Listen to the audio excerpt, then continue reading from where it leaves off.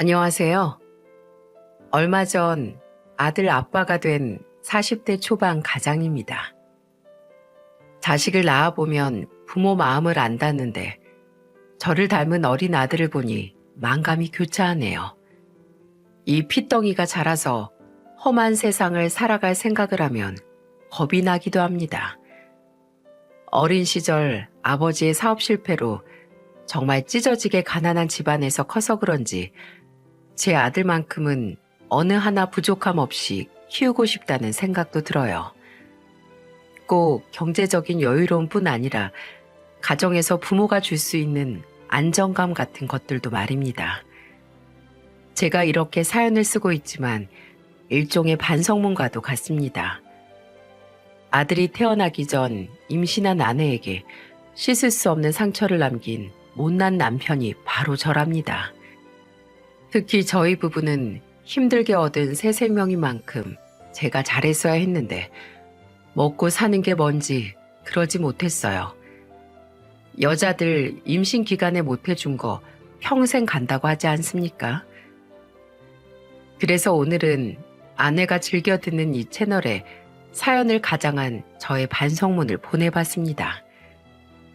이렇게 말하면 변명처럼 들릴 수 있겠지만 저는 없어도 그렇게 없을 수 있을까 싶은 환경에서 컸습니다. 한때는 제일 잘 나가는 사장님으로 불리면서 떵떵거리고 살던 아버지가 하루아침에 망한 겁니다. 단순히 망했다로 그때 상황을 표현하기에는 배고프던 시절이 다 표현이 안 될 정도랍니다. 오죽하면 쌀통에 쌀이 한 톨도 안 남아서 텅 빈 통만 있었을 정도였죠. 그때는 철없고 저도 어려서 아버지한테 배고프다며 울기도 많이 울었던 기억이 나네요. 특히 저희 어머니는 제가 생각해도 참 지독한 분이긴 하세요. 그런데 따지고 보면 어릴 적 아버지 사업이 부도가 나면서 성격이 더 억척스러워진 부분도 있긴 하죠. 저희 어머니는 가끔씩 술을 한 잔 걸치시면 술 기운에 이런 말씀을 하신답니다. 여자는 곱게 늙으려면 남편이 잘해야 한다고. 아유, 내 팔자야. 어쩌다 이런 더러운 팔자를 타고났나. 그렇게 팔자 타령을 하면서 아직도 아버지의 사업 실패를 원망하세요. 듣기 싫어도 어머니의 한을 누가 풀어줄 수 있을까 싶습니다. 이런 어머니 덕분에 아버지는 거의 반평생을 죄인처럼 사셨어요. 아버지 사업 망하시고 안 해본 일이 없으셔서 지금도 허리 통증에 밤마다 고통스러워 하시죠. 어릴 때는 아버지가 무능하고 힘없는 분인 줄 알았는데 그때 아버지를 돌이켜보면 책임감 있고 결단력 있는 분이라고 생각합니다. 어머니는 여전히 아버지를 미워하고 원망하시지만 저는 아버지를 존경해요. 사장님으로 떵떵거리고 살던 아버지가 쫄딱 망하고 공사판을 전전하며 돈을 버는 동안에도 어머니는 창피하다면서 한동안 집 밖으로도 안 나온 적도 있습니다. 이런 어머니를 아버지는 단 한 번도 원망한 적이 없으세요. 그저 자기가 못난 가장이라 집안을 이렇게 만들었다고 하셨죠. 그런 아버지를 보면서 저는 많은 걸 느끼며 배웠던 것 같아요. 자식들이 꼭 잘난 부모를 롤모델로 삼고 배우라는 법 있습니까? 부모의 잘난 점이나 못난 점, 모든 점을 보고 세상 이치를 배우게 되는 거죠. 그런데 저는 사업 망한 아버지를 보면서 조금 비뚤어진 가치관을 배웠던 것도 있는 것 같습니다. 이 지긋지긋한 가난 끊어보겠다고 죽어라 공부해서 서울의 유명 대학에 합격을 했는데 등록금 낼 돈이 없는 거예요. 그때 느꼈던 절망감과 무력감은 저를 정말이지 좌절하게 만들었습니다. 그때 아버지는 제 손을 잡고 하염없이 눈물을 흘리며 말씀하셨어요. 용수야, 이 못난 애비가 미안하다. 무능력한 애비 만나서 네가 나에게도 한번 못 펴보는구나. 이거 첫 학기 등록금이야. 사실 이거 말고 그 다음 학기도 해줄 수 있을지 모르겠어. 네 여동생도 있잖아.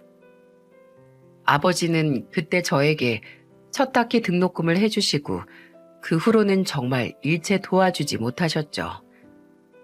여동생도 한창 공부할 나이였고 어머니는 여전히 과거 명성에 젖어 정신 못 차리고 계시니 아버지 어깨에는 이미 저 말고도 가족이 둘이나 더 있던 상황이었어요. 그래서 저는 과감하게 제 밥그릇은 제가 찾겠다고 말씀드렸고 아버지는 이제 막 20살이 된 아들의 다짐에 소리도 내지 못하고 하염없이 눈물만 흘리셨죠. 그렇게 아버지의 소중한 첫 학기 등록금으로 대학교 입학을 무사히 할 수 있었지만 문제는 책값부터 밥값까지 숨만 쉬어도 다 돈이 필요했다는 거죠. 그래서 저는 아르바이트도 일부러 점심시간, 저녁시간에만 골라서 다녔어요. 그 시간에 일하면 가게에서 아르바이트생한테 밥을 제공해줬거든요. 그때 경주마처럼 앞만 보고 살던 제 곁에 있어준 사람이 지금의 아내랍니다. 대학교 때 만난 아내는 그야말로 부잣집 딸이었어요. 저랑은 다른 세계 사는 아내를 보며 너무 거지 같은 나한테 단순히 호기심이구나 했습니다. 자꾸 말을 걸고 같이 밥을 먹으려고 하는 아내가 부담스러워 아예 학교 식당을 안 간 적도 있었죠. 그랬더니 아내는 제가 일하던 가게에서 아르바이트를 시작한 겁니다.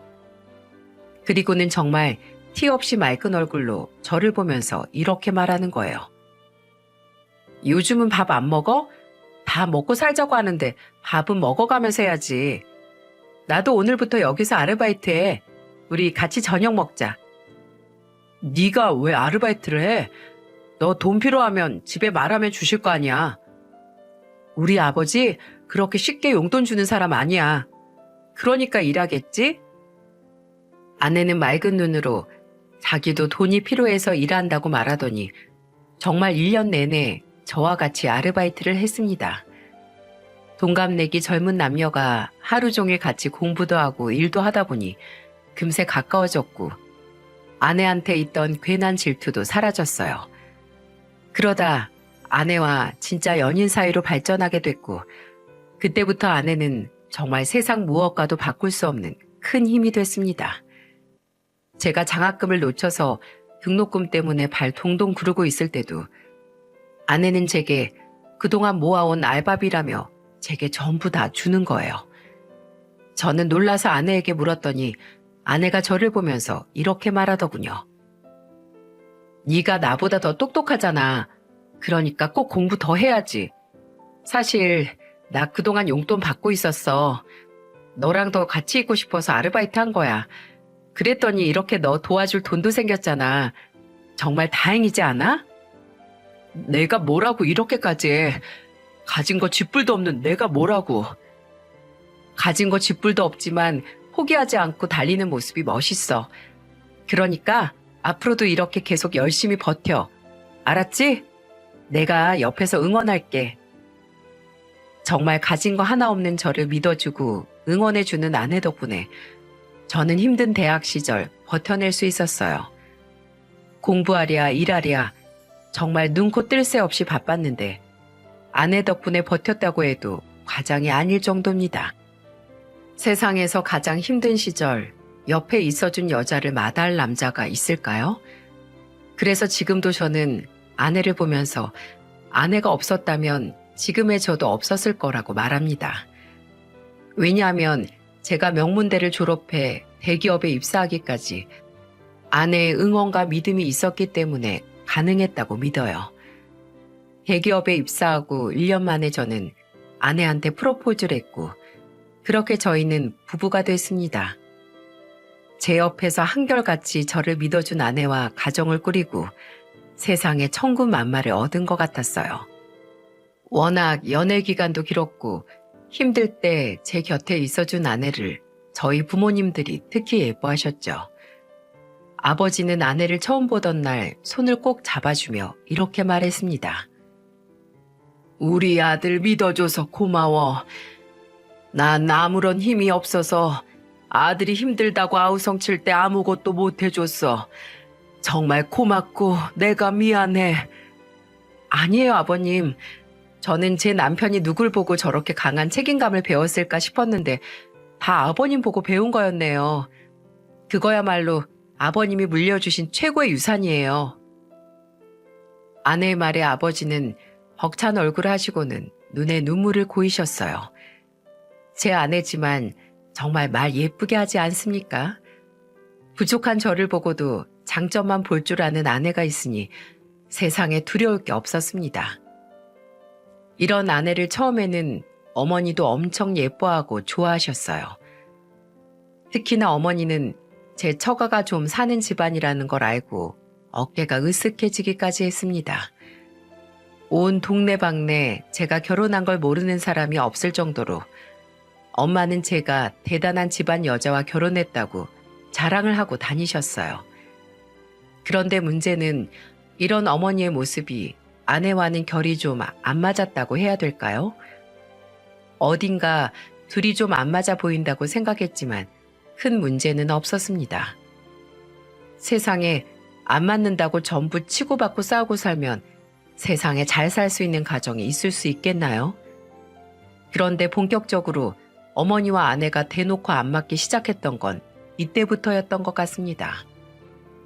그때 결혼하고 처음으로 맞는 어머니 생신이라 아내가 생일상 챙겨드린다길래 저도 퇴근하자마자 아내와 같이 부모님 댁으로 갔어요.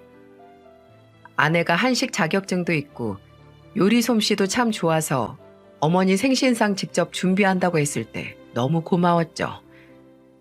솔직히 한식이 가장 손도 많이 가고 시간도 오래 걸리잖아요. 대충 나가서 외식할 수도 있는데 결혼하고 처음 맞는 시모 생신이라 본인이 직접 준비하고 싶다고 나선 겁니다. 아내는 집에 도착하자마자 미리 준비해온 밑반찬과 각종 재료를 손질하며 분주히 움직였어요. 그런데 어머니는 주방으로 가서 아내를 보시더니 마음에 안 든다는 얼굴로 말했습니다. 꼭 이렇게 집에서 냄새나게 음식을 만들어야 되는 거야? 아, 그냥 나가서 먹으면 편할 걸 뭘 이렇게까지 해? 그래도 어머님 생신인데 제가 직접 해드려야죠. 저 한식 자격증도 있어요. 맛도 걱정 마세요. 아유, 구질구질해서 못 보겠네. 저는 어머니 말에 깜짝 놀랐어요. 아직도 의문인 게 며느리가 직접 자신의 생일상을 차려주면 보통 시어머니들은 싫어하시나요? 요리도 잘하고 정성 담아서 준비하고 있는데 뒤에서 저렇게 불평불만만 늘어놓는 어머니가 저는 답답했습니다. 그래서 저는 주방 식탁에 아예 자리까지 잡고 앉아서 불평불만만 늘어놓는 어머니를 말리며 말했어요. 엄마 생각해서 준비하고 있는데 거기 앉아서 그렇게 말씀하시면 어떡해요? 날 생각해서 차리는 거라고? 아, 내가 언제 밥상 차려달래? 어제도 먹고 오늘도 먹은 밥이 뭐 그렇게 중요하다고. 자고로 날 생각하고 위했으면 이런 밥상 말고 현금으로 용돈을 줘야지. 엄마, 제발 좀 그만해요. 생일이라고 현금만 주는 게 무슨 선물이에요? 가족끼리 얼굴도 보고 그렇게 살아야죠. 가족끼리 얼굴 보고 사는 거 돈 있는 사람들이나 그렇게 사는 거야. 네 아버지 좀 봐라. 사업 말아먹고 일가 친척의 지인들까지 싹 다 모른 척 당했잖아. 항상 현금 쥐고 있는 놈이 대장 먹는 거야. 그래야 가족도 따르고 사람도 붙는 거라니까. 아버지는 어머니 말에 한숨을 내쉬셨어요. 어머니는 항상 저런 태도로 온 가족을 힘들게 만들었습니다. 그래도 저랑 여동생은 어머니가 저런 말을 해도 한 귀로 듣고 흘릴 수 있었어요. 하지만 집안을 위기로 몰아넣었던 당사자인 아버지는 어머니의 저런 말들이 비수처럼 날아와서 꽂혔죠. 그래서 제가 그만 좀 하라고 해도 어머니는 늘 과거 명성만 떠올리며 사셨어요. 그날도 아내가 어머니 생각해서 생일상을 차리는데도 현금이 아니라고 한탄하는 걸 보고 제 얼굴이 다 화끈거렸습니다. 아내는 그런 어머니를 보고도 얼굴 한번 안 찌푸리고 웃으면서 큰 목소리로 말했어요. 어머님, 혹시 알아요? 제가 주방 어딘가에 현금을 숨겼을지도 모르잖아요. 그리고 원래 진짜 선물은 마지막에 나오는 거예요. 아내가 이런 말을 하자 어머니는 갑자기 표정이 바뀌시더니 콧노래를 부르는 겁니다. 살면서 어머니가 부끄러웠던 적은 처음이었어요. 갑자기 태도가 바뀐 어머니를 보면서도 아내는 개의치 않아 하며 하던 일에 집중했죠. 처음 저희 집에 인사 왔을 때부터 아내는 어머니의 사소한 말에도 상처받는 법이 없었어요. 어머니는 아내를 처음 봤을 때도 과거에 자기가 어땠는지 훈장처럼 늘어놓으셨죠. 이렇게 글로 쓰기도 창피할 만큼 어머니는 아내를 처음 만났던 날 이런 말도 하셨습니다. 내가 왕년에는 사모님 소리 들으면서 다녔거든. 그 시절에 가정부도 있었어. 너네 집에 지금 가정부 있어? 저희 집은 어머니가 주부라서 직접 다 하세요. 나는 주부여도 손 하나 깠다가 안 했다. 그때 나 거의 공주였어, 공주. 내가 지금 이렇게 있다고 무시하지 마. 내가 왕년에 정말 말도 못했다니까. 네, 앞으로는 과거만큼 더 대단한 미래만 있을 거예요. 아유, 김 빠지는 소리 하는 거 봐. 네 시아버지 봐라. 잘 되게 생겼나. 차라리 내가 로또 맞는 게 훨씬 더 빠르지. 며느리 보는 시어머니가 며느리한테 하는 질문보다 이렇게 과거 자랑 더 많이 하는 거 본 적 있으신가요? 진짜 어쩜 그렇게 본인 과거 자랑만 늘어놓는지 옆에서 듣던 여동생이 말려서 겨우 끝났습니다. 결혼 전에도 그러더니 결혼 후에도 어머니는 늘 저렇게 아내를 은근히 무시하면서 대놓고 현금을 바란다든지 다른 선물을 바라는 행동 등을 일삼았어요. 며느리와 시어머니 사이에도 묘한 질투 같은 게 있는 건지 어머니는 늘 아내만 보면 옛날 자랑이나 자기는 그 정도로 만족을 못한다는 뉘앙스로 쪼았습니다. 오죽하면 아버지가 저한테 장난처럼 이런 말을 하셨어요. 나는 빚쟁이도 무서웠는데 네 엄마가 제일 무서웠어.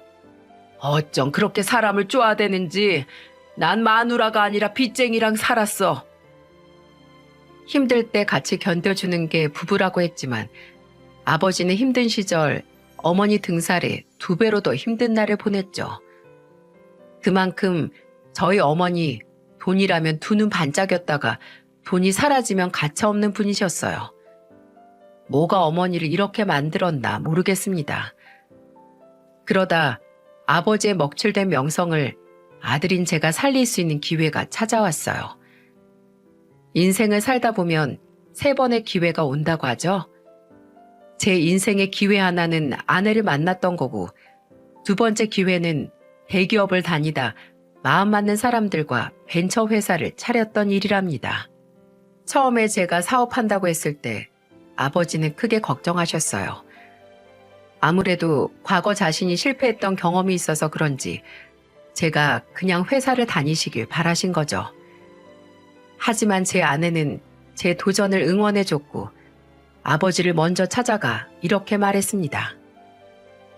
아버님, 어떤 걱정하고 계신지 저는 다 알아요. 그런데 이 사람 이제 혼자 아니에요. 대기업을 다녀도 사업을 해도 혹시나 다 망하고 백수가 되더라도 제 남편이니까 같이 잘 한번 해볼게요. 그러니까 너무 걱정 마세요. 아내는 제가 사업한다고 했을 때 아버지가 걱정하며 말리는 건 당연한 거라며 저 대신 아버지를 설득해 줬어요. 결국 아내의 말에 아버지도 저를 응원해 주셨고 아내는 본격적으로 제가 사업을 할 수 있도록 밀어줬습니다. 그런데 문제는 사업을 땅 파서 할 수도 없고 같이 사업을 시작하기로 한 동업자와 각 3억씩 자금을 마련해야만 하는 난관에 봉착했어요. 인생은 마음먹기 달렸다는데 저는 왜 이렇게 돈에서 발목을 잡히나 좌절을 하던 그때 아내는 고심 끝에 저와 같이 장인어른을 찾아갔습니다. 그날 장인어른과 제 사업에 대해 반나절도 넘게 대화를 했고 장인어른은 제게 3억 원의 큰 돈을 빌려주며 제게 당부의 말씀을 하셨어요. 내가 자네 사업에 투자하는 이유는 단 하나야. 내 딸이 자네를 믿고 살고 있고 누구보다 믿을 만한 사람이라고 내 딸이 보장해 주니까 해주는 거야. 그러니까 절대 내 딸도 나도 실망시키는 일 없도록 해야 하네. 걱정 마십시오. 이번 일 꼭 잘 해내서 장인어른께 보여드릴게요. 저 야망은 누구도 못 따라가. 내가 사위 하나는 잘 본 것 같아. 남자답게 배포 있게 제대로 실력 한번 발휘해봐.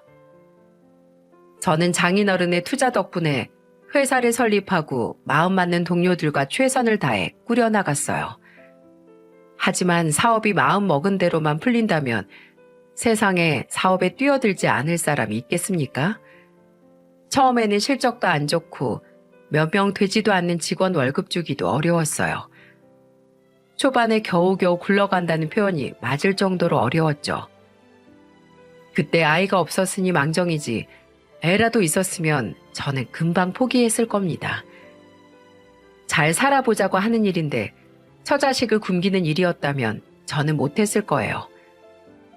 아내는 제가 생활비를 못 주니까 아르바이트도 하면서 같이 버텼습니다. 그렇게 꼬박 4년이 흘렀고 이제는 제 아내도 사모님 소리 들을 만큼 저도 성공을 했어요. 처음 회사 매출이 흑자를 보였을 때 동료들과 감격을 했습니다. 그리고 아내에게 전화를 걸어 이제 고생 안 해도 된다며 눈물까지 흘렸어요. 그렇게 눈물이 많은 편이 아닌데 이상하게 아내 앞에서는 눈물이 자주 흘렀죠. 아내는 그런 저를 보고 같이 울먹거리며 말했습니다. 내가 고생한 게 뭐가 있어. 다 당신이 노력해서 된 거지. 이제 우리 아무 걱정 말고 살자. 나는 지금보다 더 부자인 것보다 당신이랑 건강하게 오래오래 살고 싶어. 그래, 우리 이제 오순도순 남들처럼 살자. 정말 고마워, 여보. 아내와 저는 그제야 남들처럼 평범하고 소소한 일상의 즐거움을 찾은 것 같아 기뻤습니다. 사업이 안정권에 올라섰을 때 가장 먼저 한 일은 장인어른께 빌렸던 투자금을 갚는 일이었어요. 저는 감사한 마음에 3억에 1억을 더 보태 총 4억으로 갚아드렸죠. 그러자 장인어른은 제게 호탕한 웃음을 지으며 말씀하셨어요. 내가 살다 내 아들한테도 못 받아본 효도를 사위한테 다 받네. 자네가 이렇게 사업 수완이 좋은 줄은 꿈에도 몰랐네. 앞으로도 그렇게 잘해봐. 저는 장인어른께 드디어 인정받은 것 같아 하늘을 나는 것만 같은 기분이었습니다. 그저 그런 집안도 아니고 처가에 비하면 한참 부족한 집안인데도 장인어른은 반대를 하시지도 않으셨어요. 결혼은 사람 보고 하는 거라며 저와 아내를 지지해 주셨죠. 그렇게 사업 성공 후 장인어른 돈까지 갖고 나자 정말 마음이 한결 편안했어요. 하는 일도 잘 되겠다. 이제는 정말 아무 걱정 없이 살겠구나 싶었죠. 아내와 둘이 아이 계획도 세우며 행복한 미래만을 그리고 있었습니다.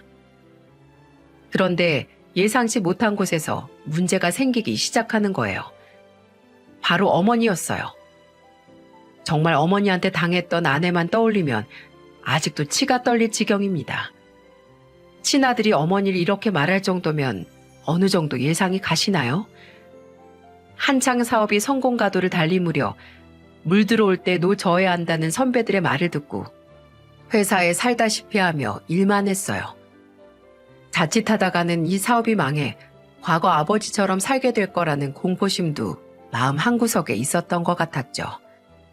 물에 도도하게 떠 있으려고 발버둥 치는 백조처럼 저는 매일을 숨가쁘게 살았어요. 그렇게 몇 날 며칠을 회사에서 먹고 자고를 반복하다 오랜만에 집에 갔습니다. 그런데 낯선 신발이 집 신발장에 있는 거예요. 그래서 집 안으로 가보니 저희 어머니가 거실에 떡하니 누워 TV를 보고 있더라고요. 아내는 주방에서 일을 하고 있고 어머니는 거실에 있길래 이게 무슨 조합인가 싶어 어머니를 보며 물었습니다. 엄마, 여기서 뭐 하세요? 난 그냥 쟤 혼자 무섭다길래 와봤지. 아유, 이제 난 가야겠다. 예, 나 갈 거니까 내 말 명심해. 알았지? 어머니는 아내를 보며 자기가 한 말을 명심하라며 나갔어요. 대체 저게 무슨 대화인가 궁금해서 도망치듯 나가는 어머니를 뒤로하고 아내한테 가는데 바닥에 머리카락이 엄청 많은 겁니다. 심지어는 머리카락이 먼지랑 얽혀서 뭉쳐있기까지 했어요.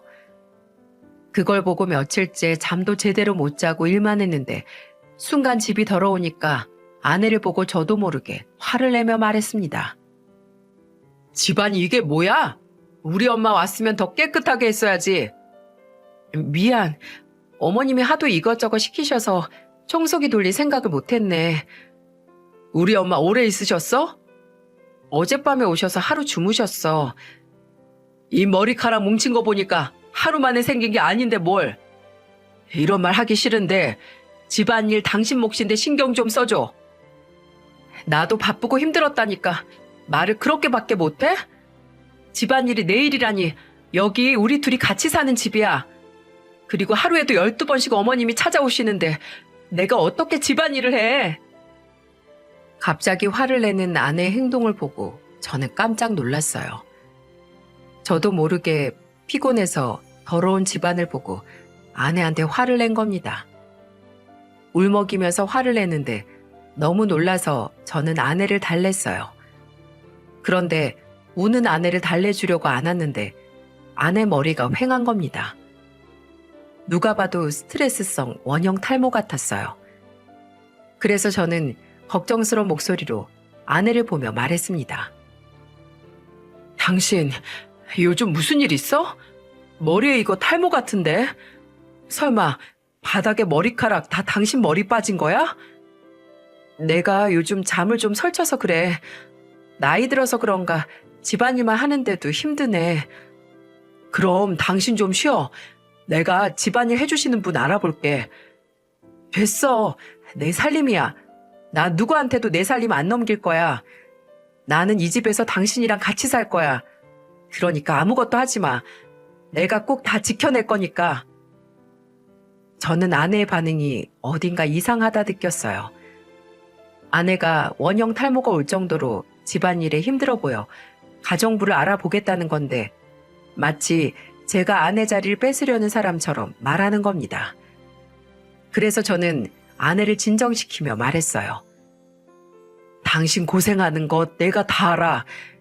일 핑계로 내가 많이 못 도와주니까 당신 힘들까봐 그런 거지. 당신이 결코 집안일을 못해서 그러는 게 아니야. 그러니까 너무 부담 갖지 마. 우리 한평생 같이 살아야 하는데 벌써 이러면 어떡해. 당신 힘든 일 있으면 꼭 말해야 돼. 아내는 제 말에 뭐가 그렇게 서러운지 목 놓아 울었습니다. 그때 저는 오로지 미래에 계획한 아이와 새 식구 떵떵거리며 잘 살겠다는 욕심에 현재를 못 봤던 것 같아요. 무슨 영문인지 아내가 그렇게 서럽게 울 정도면 무슨 일이 있다는 건데 그때는 제가 왜 몰랐을까 답답하기만 합니다. 그때 당시를 돌이켜보니 왜 이런 신호들을 놓쳤을까 제가 한심하다 못해 바보 같아요. 저는 이 상황에도 이제 겨우 자리 잡기 시작한 사업을 본격적으로 키워보겠다며 동업자들과 의기투합만 하고 있었어요. 그런데 그날 저녁 아내는 제 사무실에 도시락을 싸서 오다가 큰 사고를 당하고 말았어요. 신호 대기 중이던 아내 차를 큰 트럭이 그대로 덮쳐버린 큰 사고였습니다. 그나마 아내 차 한 대만 있었으니 망정이지 아내가 두 번째 차였다면 잘못됐을지도 모를 큰 사고였죠. 하지만 그런 작은 불행을 피했다 해도 이미 아내는 대수술을 3차례나 받아야 할 만큼 큰 사고를 당한 뒤였습니다. 아내가 사고를 당했다는 전화를 받고 반은 정신 나간 사람처럼 달려갔어요.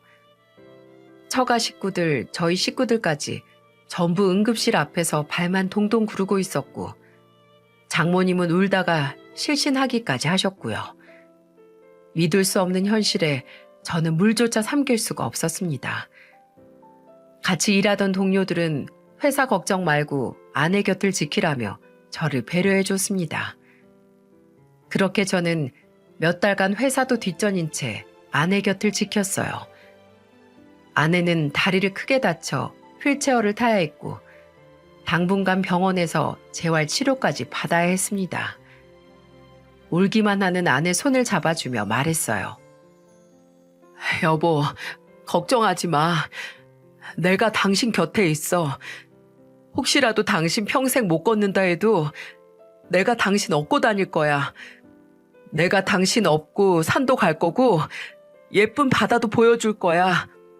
그러니까 제발 건강하게 병원 같이 나가자. 당신 없는 집엔 나 혼자 가기 싫어. 그런 저를 보며 아내는 제 손을 맞잡으며 같이 울었습니다. 이런 제 기도가 통했는지 아내는 비록 휠체어 생활을 해야만 했지만 집에 돌아오긴 했어요. 그래도 간간히 재활치료와 수술 경과를 확인하러 통원 치료를 다녀야 했죠. 저는 그때부터 무조건 아내가 1순위였어요. 소중한 아내를 잃을 뻔했던 충격은 상당했고 아무리 큰 돈을 번다 해도 소중한 사람이 없다면 다 소용없다는 걸 깨달았죠. 그런데 언제부터인지 아내는 휴대폰을 쥐고 제 눈치를 보면서 이렇게 묻기 시작했어요. 당신 회사 안 가? 오늘 당신 병원 가는 날이잖아. 내가 같이 가려고 안 가지.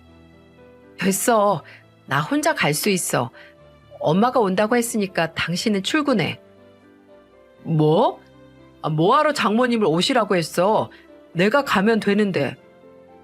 나 병원에서 사경 헤매고 재활치료 받으면서 퇴원하기까지 내 옆에서 충분히 열심히 있어준 거 알아. 근데 언제까지 나한테 얽매여 있을 거야. 나 마음 더 불편하게 하지 말고 얼른 출근해. 내가 이러는 게 불편해? 난 당신 생각해서 있어주는 거야. 불편해. 당신이 일은 뒷전이고 나 보면서 노심초사하면 되던 일도 망할까봐 걱정된다고.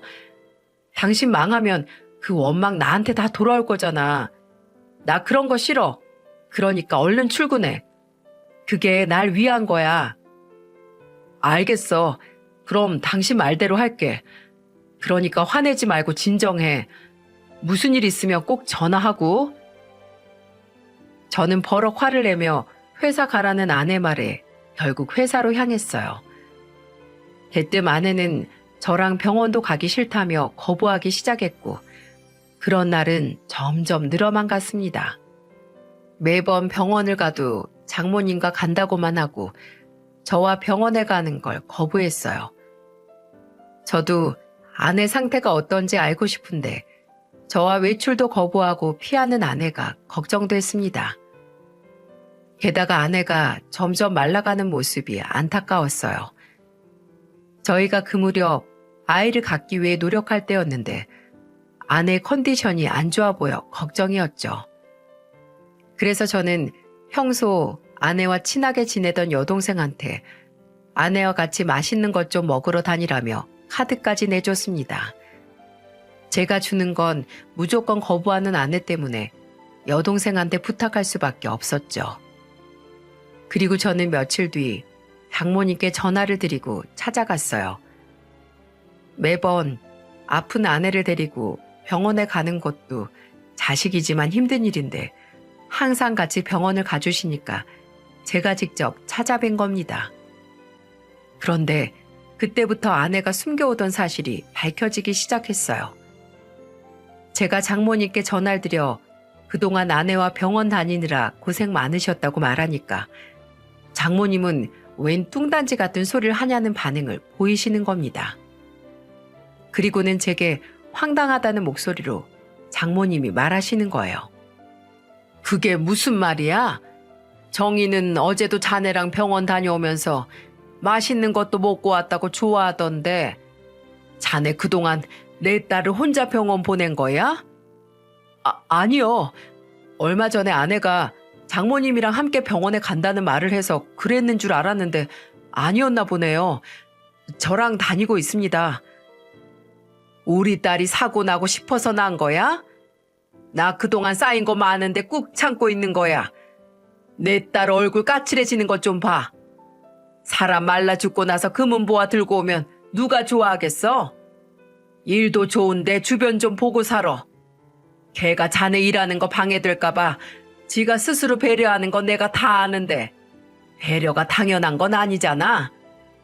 네, 장모님. 제가 좀 더 신경 쓸게요. 괜히 염려 끼쳐드려 죄송합니다. 장모님은 그동안 아내가 저랑 같이 병원을 다녔다고 알고 계신 거예요. 저는 그때 너무 놀라 대체 아내가 제가 없는 시간 동안 무얼 하고 다니는 건지 의문이었죠. 그런데 또 가만 생각해보니 제 여동생이 제가 준 카드를 안 쓰고 있다는 걸 그제야 눈치챘어요. 그래서 저는 여동생한테 전화를 걸어 자초지종을 물었죠. 그러자 여동생은 한숨을 푹 쉬면서 저한테 욕을 하더니 화를 내며 말했습니다. 야, 너 같은 건 오빠라고 부르기도 싫어. 그걸 이제야 물어봐? 나 그동안 오빠 부탁으로 새언니 보러 다니다 진짜 눈물이 나서 혼났어. 뭐야, 무슨 일인데? 대체 뭐 때문에 그래? 됐고, 긴 말할 것도 없어. 낮에 오빠 집에 가서 잠복한다고 생각하고 숨어 있어봐. 오빠 집구석에서 어떤 일이 벌어지는지 두 눈 뜨고 두 귀 열고 제대로 보라고. 나 그동안 말하고 싶어서 고민 많았는데 차라리 잘 됐네. 새언니가 오빠한테 말하면 자기 죽을 거라고 하도 말려서 못했는데 직접 한번 봐봐. 아무것도 모르는 오빠나 엄마가 똑같아. 여동생은 화가 잔뜩 나서 저한테 엄마나 오빠나 똑같다는 말을 했고 그 말을 듣자마자 어머니가 사고를 치고 있구나 싶었어요. 여동생은 이미 여러 차례 저한테 말하려 했지만 아내가 말리는 바람에 그러지 못했다고 한탄까지 하는 겁니다. 저는 그래서 다음날 출근하는 척 나갔다가 턱이 있어서 아내가 휠체어로 잘 들어오지 못하는 방으로 다시 숨었어요. 회사 동료들에게는 집안일이 있다고 둘러댔고 저는 집안에 숨어서 대체 무슨 일이 벌어지나 직접 보려고 했습니다. 그런데 오전 10시가 되자 요란한 소리를 내면서 누군가가 들어오는 소리가 들렸어요. 목소리만 들어도 누군지 알 수 있던 게 바로 어머니였습니다. 어머니는 들어오자마자 큰 목소리로 이렇게 말했어요. 야, 너 임신했다며? 진짜 웃기지도 않는다. 애는 어떻게 보려고 임신을 해? 아이가 들어요. 말 가려 해주세요. 아휴, 기가 막혀서 원. 난 그래도 너 주려고 사골곰탕 끓여왔어. 땀 뻘뻘 흘리면서 이거나 먹어. 거기에 뭘 탔는지 알게 뭐예요. 저 그거 다 버릴 거예요. 얘 좀 봐. 어쭈? 너 그거 진짜 다 버리는 거야? 너나 드세요, 쓰레기야. 이제 어머님한테 2번 다시는 안 당할 거예요. 저 임신한 산모예요. 제 아이 지킬 거라고요. 아무리 그래도 그렇지 어머니가 해온 곰탕을 버리려는 아내가 이해가 안 가 당장 뛰쳐나가려고 했어요. 그런데 방문을 연 순간 어머니는 아내 머리채를 잡아 끌며 소리치는 겁니다. 저를 못 본 건지 아내 머리채를 잡고 흔들며 소리쳤어요. 그러니까 내가 이혼하라고 했잖아. 네가 뭔데 임신을 해? 내 아들 이제야 나에게 달고 훨훨 날아보려는데 왜 너 같은 게 붙어서 발목을 잡아? 너 우리 아들 사랑한다며. 그럼 이혼하라니까?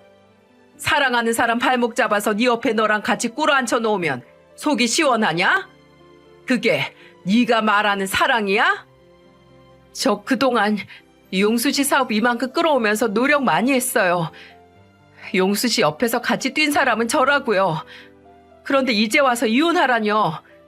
저 평생 용수 씨 옆에서 같이 행복하게 아이도 낳고 잘 살 거예요.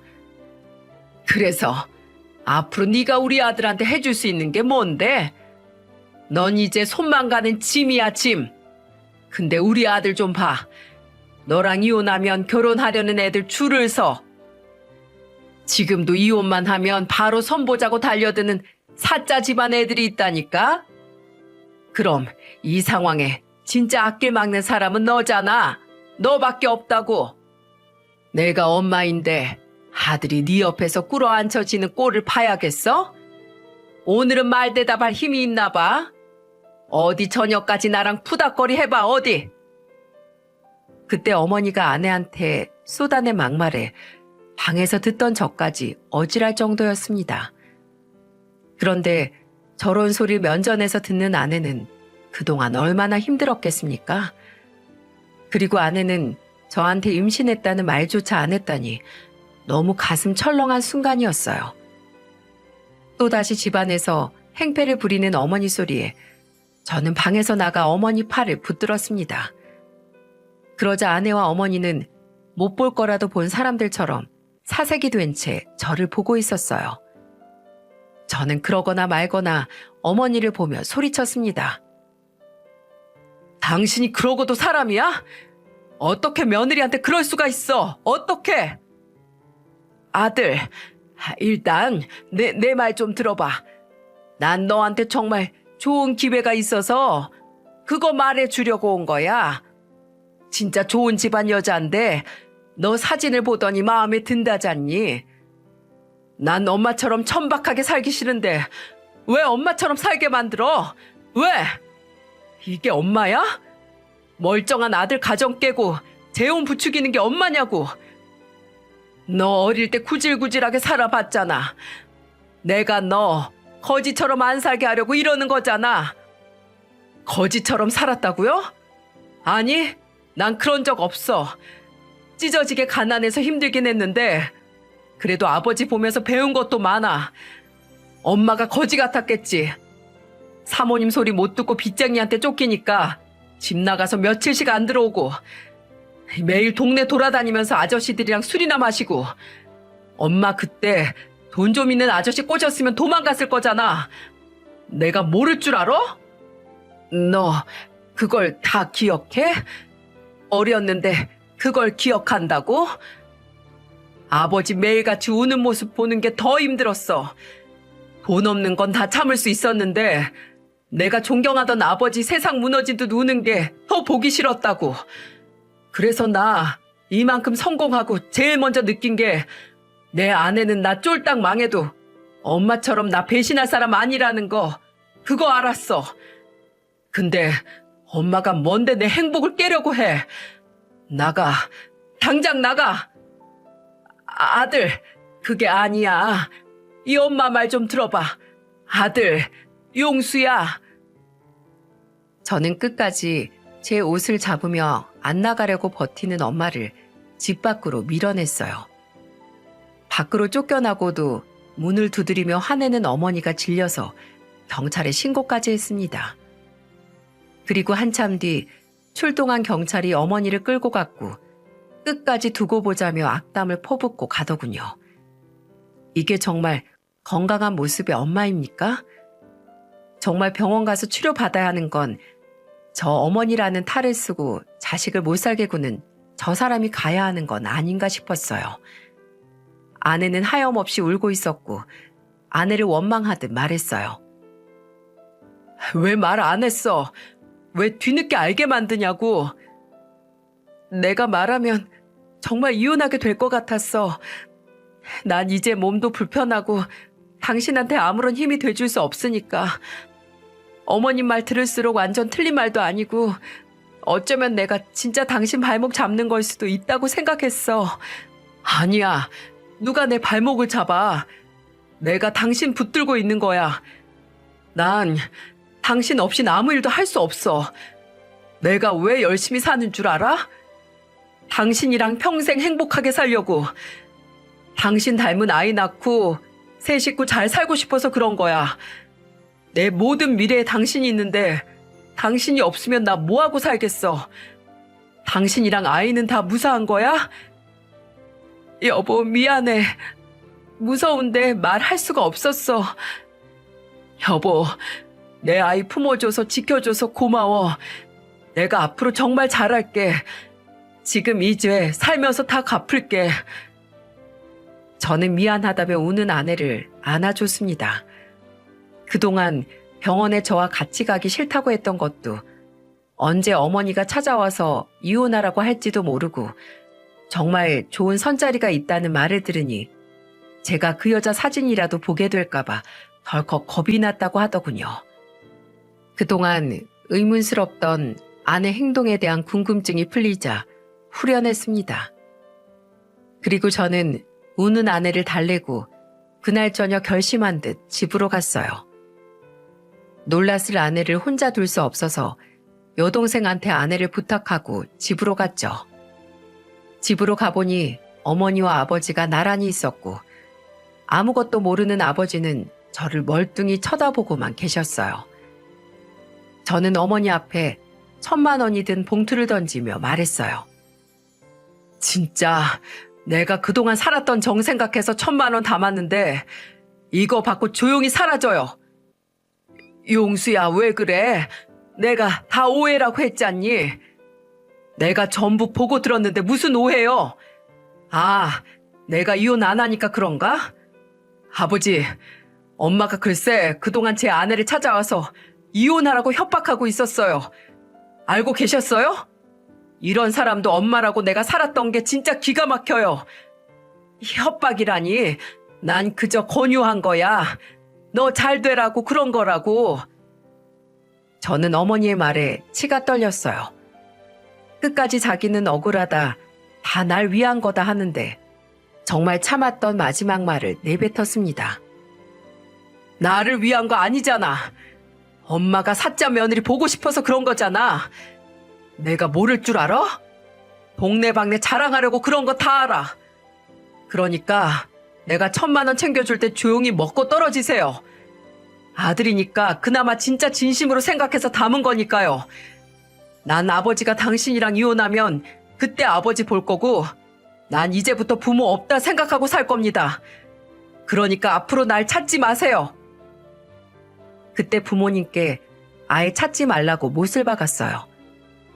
아버지는 그동안 어머니가 저지른 만행을 듣고는 가슴을 치며 오열하셨고요. 그 모습이 가슴 아팠지만 저는 아버지가 어머니와 이혼하기 전에는 볼 생각이 없었어요. 그렇게 저는 인생에서 어머니를 도려내고 아내와 같이 제대로 된 일상을 되찾을 수 있었어요. 여동생도 이 사건으로 어머니와 아예 연을 끊어버렸어요.